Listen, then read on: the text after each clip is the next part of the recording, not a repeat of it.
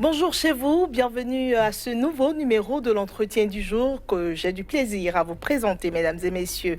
Aujourd'hui, nous allons parler développement, une fois encore, Afrique, des femmes engagées pour le développement de leur père. Il ne s'agira pas seulement de femmes, il s'agira également de jeunes et également des hommes aussi. Puis, pour en parler avec nous aujourd'hui, nous avons madame Barkatou Sabiboun Adamou. Elle est présidente d'une association, US Benin Women Alumni Association. Voilà ce qui nous rassemble aujourd'hui. Madame Barkatou, bonjour. Bonjour. Ravie de vous retrouver une fois encore sur le plateau de Sika. Le plaisir est partagé.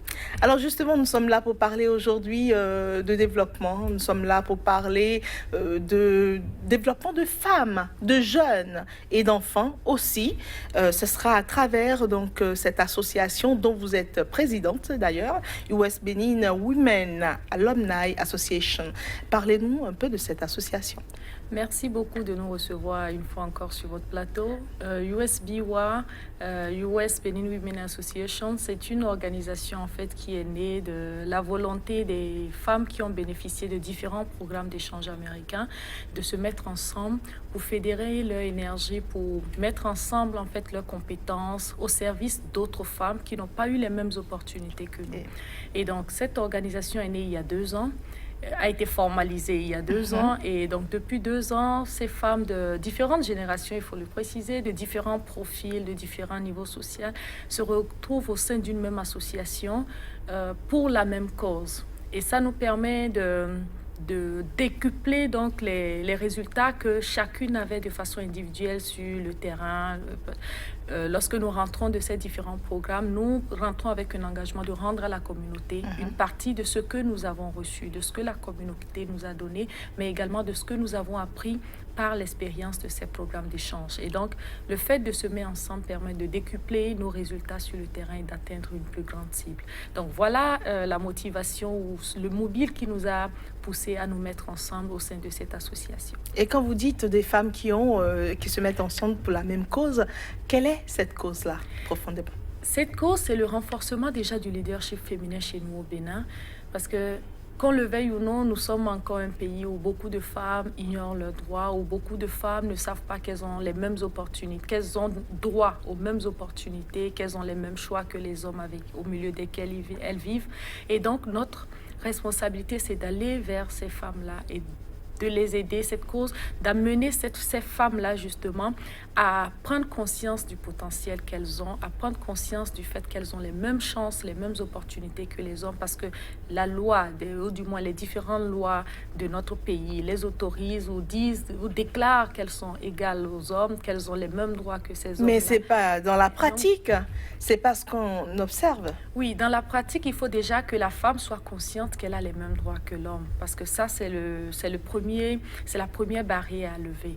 Et lorsque la femme est consciente qu'elle a les mêmes droits que l'homme, elle est plus en même d'exercer ce droit-là qu'elle a. Et donc, la responsabilité que nous nous sommes assignés au niveau de l'association, c'est d'amener la grande majorité des femmes à être conscientes de leurs droits et à choisir librement ce qu'elles ont envie de faire de ce droit qu'elles ont. Elles peuvent choisir de l'aliéner, ce n'est pas notre souhait. Mais si elles comprennent qu'elles ont le droit d'exercer et qu'elles ont le droit et qu'elles sont capables de l'exercer, nous leur donnons l'opportunité de l'exercer librement.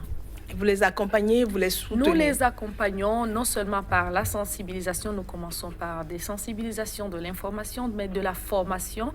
Et nous faisons également le mentoring et le coaching des filles, des femmes, mais également des jeunes. Parce que ces femmes sont au milieu d'une communauté qui n'est pas que féminine. Et Absolument. donc, nous associons les hommes et les jeunes hommes, voilà, les garçons. Lorsque nous parlons aux filles, nous avons les garçons. Lorsque nous parlons aux femmes, nous insistons pour avoir des hommes avec elles, pour que le message que nous véhiculons soit un message compris par aussi bien la gente masculine que la gente féminine. C'est ça. Et justement, depuis 2 ans, quelles ont été les actions fortes que vous avez menées jusque-là? Nous avons commencé par une campagne que nous avons menée contre le cancer du sein. Avec d'autres associations, nous nous sommes mis ensemble pour faire de la sensibilisation, pour donner des conseils pratiques. Et ensemble, nous avons eu à lancer une femme pour 10, c'est-à-dire une femme formée, recrute 10 autres femmes formées sur les questions du cancer du sein et donc capables de créer plus d'impact au sein des femmes pour qu'elles soient capables de diagnostiquer par la palpation, par l'autopalpation du sein et tout. Mais en dehors de cette activité, nous avons eu à mener des activités de plus grand impact, notamment un roadshow que nous avons organisé où notre ambition était d'impacter 1000 jeunes, mais nous en avons fait finalement 1500. C'était quoi l'objectif de... L'objectif de ce roadshow, c'était déjà, le premier objectif, c'était de permettre aux membres de l'association, mais également aux hommes qui ont participé aux autres programmes du département d'État américain, de créer des liens de réseautage et de favoriser le mentoring au sein même des bénéficiaires de ces programmes-là. Parce que c'est un mentoring déjà que nous faisons au sein de l'association avant de le transposer au niveau des autres bénéficiaires de nos programmes. Donc, ce roadshow a permis à ces participants, donc alumni aussi, qui est ce brassage, qui est ce réseautage, mais ensuite c'était de former les jeunes, de les amener à prendre conscience de leur rôle dans la société en termes de leadership, en termes de plan de vie. On leur a appris à avoir un plan de vie, à avoir une vision pour leur vie, à se donner des objectifs, à se fixer des objectifs et à se donner les moyens d'atteindre leurs objectifs, à faire ce qu'ils peuvent faire où ils sont avec les moyens qu'ils sont sans attendre forcément de grands moyens. C'est ça. Et nous sommes partis dans 6 départements, dans les 12 départements du Bénin, nous en avons parcouru 6. Où nous avons formé donc des jeunes en relation parfois avec les mairies qui nous ont bien accueillis et tout. Et en dehors de ce projet-là, nous sommes en train de nous préparer à lancer un autre projet où nous avons recruté 10 différents bénéficiaires de différents programmes qui ont proposé des projets que l'association va financer et qui seront mis en œuvre en milieu rural exclusivement au profit des jeunes et des femmes dans nos différentes communautés. C'est ça. Nous sommes dans une société où les problèmes de développement sont énormes et sautent aux yeux. Nous avons une jeunesse désœuvrée, en gros. Nous avons des diplômés qui chôment et des femmes qui sont en majorité analphabètes et qui ne sont pas, donc qui n'ont pas d'activité à fort revenu quelque part. Les formations que vous donnez sont généralement basées sur quoi? Les formations que nous donnons sont d'abord centrées sur la personne même que nous avons en face, à partir de son histoire, à partir des échecs que la personne a connus, à partir de ses succès, l'amener à voir qu'il est capable d'atteindre de plus grandes performances, indépendamment de son background, indépendamment de ses échecs, qu'il est capable d'aller de l'avant. Et donc, lorsque nous travaillons sur cette personne et que nous arrivons à lui ouvrir un horizon plus grand, cette personne est capable de rêver et de se dire, je peux atteindre des performances que je ne soupçonnais pas. Et nous pensons que c'est le premier carburant, en fait. Faire prendre conscience à ces personnes, à ces jeunes et à ces femmes. Et quand ils prennent conscience et qu'ils nous disent, voilà, j'ai envie de m'investir dans ce domaine ou dans cet autre, il faut dire que dans l'organisation, comme je l'ai dit tantôt, nous avons différents profils. Nous avons des femmes entrepreneurs qui sont au sein de l'association. Et donc, si parmi les personnes que nous formons et que nous mentorons après cette formation, il y en a qui veulent se lancer dans l'entrepreneuriat, nous avons ces femmes entrepreneurs qui font un suivi de l'idée, aider à la formalisation, aider déjà à la formulation de l'idée, à la structuration de l'idée pour permettre en fait qu'un projet réel puisse naître de la simple idée que le bénéficiaire de nos formations. C'est ça. Quelque part, l'association incite également les filles à davantage s'impliquer dans la vie publique de leur communauté. Mais comment? Exactement. Parce qu'habituellement, les femmes, surtout en milieu rural, elles pensent que c'est la chose des hommes. Elles pensent qu'elles n'ont pas leur place là-bas. Mais lorsque nous les formons, nous leur expliquons qu'elles ont le droit de savoir, par exemple, ce qui se passe au niveau des conseils communaux de leur localité, qu'elles ont le droit d'aller et de suivre les délibérations, de savoir quelles sont les décisions qui sont prises et qu'elles ont également la possibilité d'approcher leurs différents élus et leur faire part de leurs préoccupations et des orientations qu'elles auraient voulu pour la société.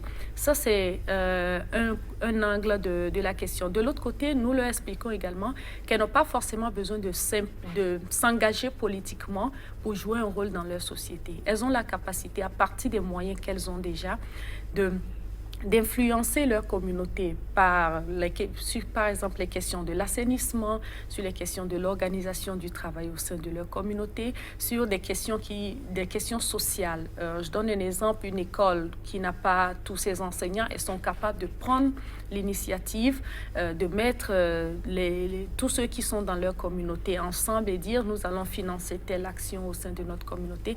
Donc, leur donner la capacité de prendre le lead d'un certain nombre d'activités au sein de leur communauté sans forcément être engagé politiquement, mais également être capable à faire de la veille citoyenne. Mais très important. Oui, mais dans le même temps, Madame Barkatou, c'est aussi une question de moyens. Oui, j'ai dit... Prendre de pareilles initiatives quelque part, il faut en avoir les moyens, non? Oui, un grand homme a dit, il faut faire ce que vous pouvez faire où vous êtes avec les moyens que vous avez. Et donc, c'est le message que nous véhiculons à toutes ces personnes que nous formons. Vous n'aurez pas forcément les grands moyens, vous n'aurez pas forcément les moyens de toutes vos ambitions, mais vous avez toujours la possibilité de commencer quelque part.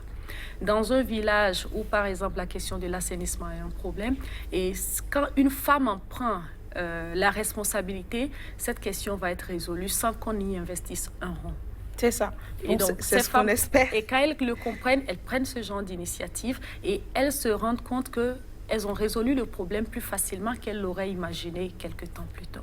Alors, justement, nous allons rapidement venir à la production des success stories, parce que je pense que c'est également au programme. Ça, c'est pour édifier les jeunes, hein? Oui, exactement, parce que parfois, les grands discours n'ont pas l'impact qu'on souhaiterait. Mais lorsque vous mettez devant des jeunes une femme qui a réussi, qui est partie des mêmes conditions sociales que cette jeune fille ou que cette communauté de jeunes filles à qui on est en train de s'adresser, lorsqu'on leur ramène chez elles une fille, par exemple, une femme de leur village qui a réussi dans les mêmes conditions que cette femme leur parle et partage leur expérience avec elle, ça a forcément plus d'impact que si on amène un Américain pour Bill Gates, leur parler, ou un Bill Gates pour leur parler, ça n'a pas le même impact. Donc nous développons donc au sein de l'association ces success stories qui sont là, qui ont réussi, qui ont rencontré des difficultés, qui ont réussi. Nous amenons ces personnes-là vers les plus jeunes, partager l'expérience, et ça a un déclic extraordinaire. Pendant le roadshow, on l'a constaté, on a vu d'anciennes ministres servir le repas des jeunes qui se demandaient est-ce que c'était simplement une mascotte ou c'était un sosie. Mais on leur dit non, c'est la personne que vous avez l'habitude de voir à la télé, que vous avez appris à admirer de loin, mais c'est cette personne-là qui revient.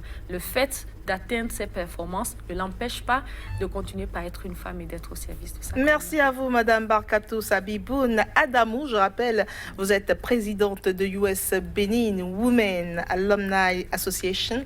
Voilà, avec vous, nous avons parlé développement une fois encore, plus précisément pour l'Afrique, pour les pays africains, des femmes engagées pour le développement de leur père. Merci à vous d'avoir accepté une fois encore de répondre à nos questions. Merci à vous. Ravi. C'est donc la fin de votre entretien du jour. C'était un plaisir de vous le présenter. Prenez soin de vous. On se dit à bientôt pour un autre numéro.